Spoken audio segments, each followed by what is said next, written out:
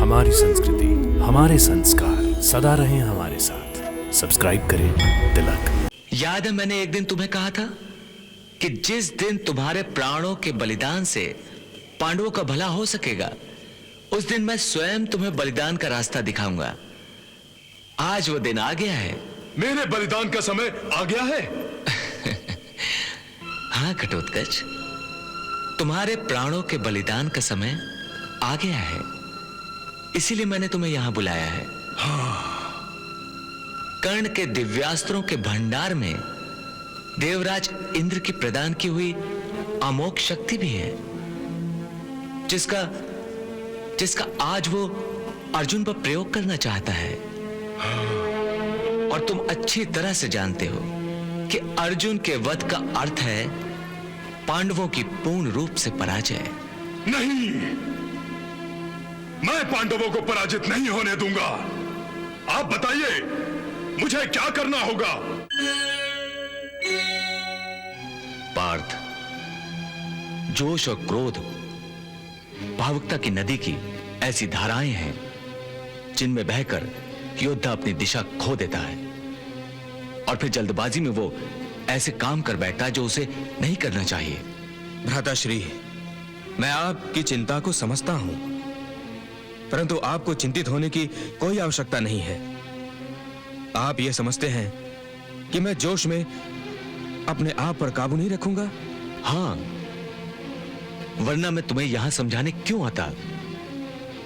बड़े भाई के नाते आप मुझे समझाने आए हैं, यह अच्छी बात है, परंतु आप यह भूल गए हैं कि यदि मैं बहक भी गया तो मेरे सारथी श्री कृष्ण हैं, जो मुझे दिशा देंगे, मेरा मार्गदर्शन करेंगे।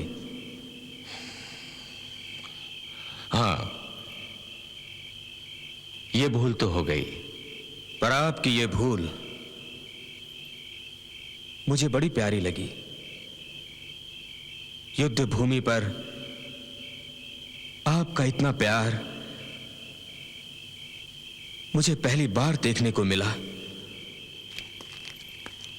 पार्थ, एक तुम और श्री कृष्ण ही तो हैं जो पांडवों को इस युद्ध में विजय दिला सकते हैं। घटोत्कच, याद है मैंने एक दिन तुम्हें कहा था कि जिस दिन तुम्हारे प्राणों के बलिदान से पांडवों का भला हो सकेगा, उस दिन मैं स्वयं तुम्हें बलिदान का रास्ता दिखाऊंगा।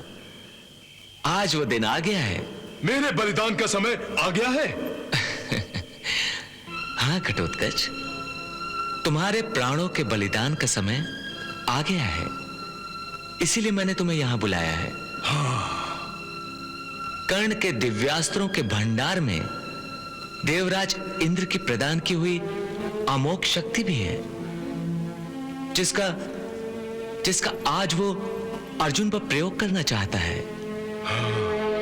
और तुम अच्छी तरह से जानते हो कि अर्जुन के वध का अर्थ है पांडवों की पूर्ण रूप से पराजय। नहीं, मैं पांडवों को पराजित नहीं होने दूंगा। आप बताइए, मुझे क्या करना होगा? मैं अपने प्राणों का बलिदान देने के लिए तैयार हूं।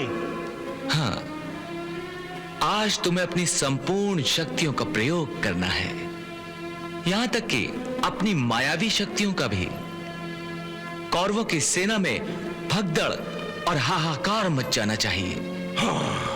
कौरवों का इतना भीषण विनाश करो कि उन्हें लगे कि कौरवों की आज ही हार हो जाने वाली है। तब तुम्हें रोकने के लिए सेनापति कर्ण उस अमोघ शक्ति का प्रयोग करने पर विवश हो जाए, जिसका प्रयोग वो केवल एक बार ही कर सकता है।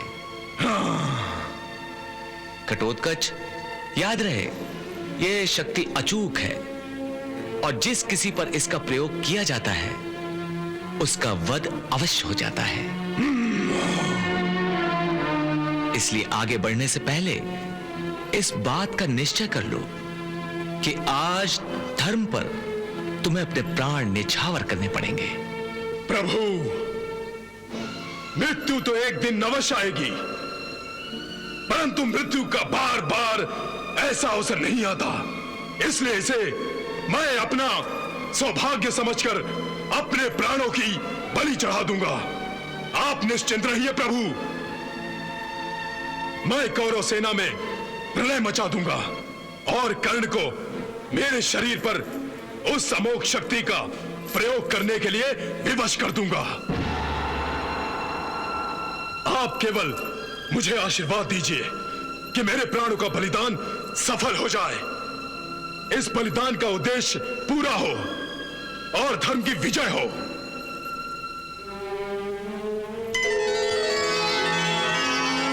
तथास्तु।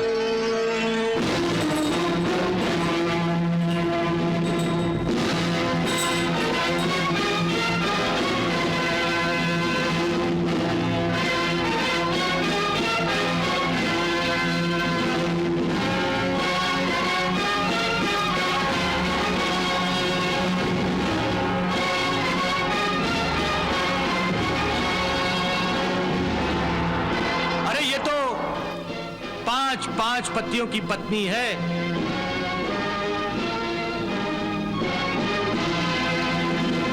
पांच की जगह अगर 6 हो जाए तो कौन सा आसमान टूट पड़ेगा?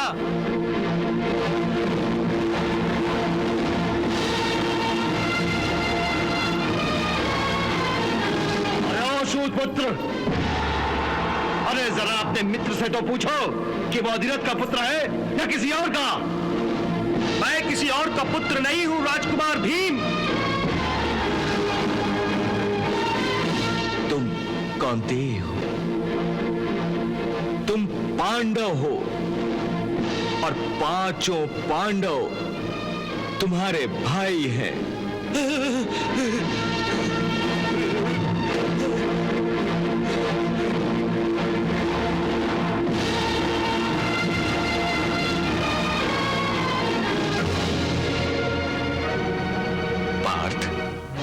क्या सोच रहे हो? केशव,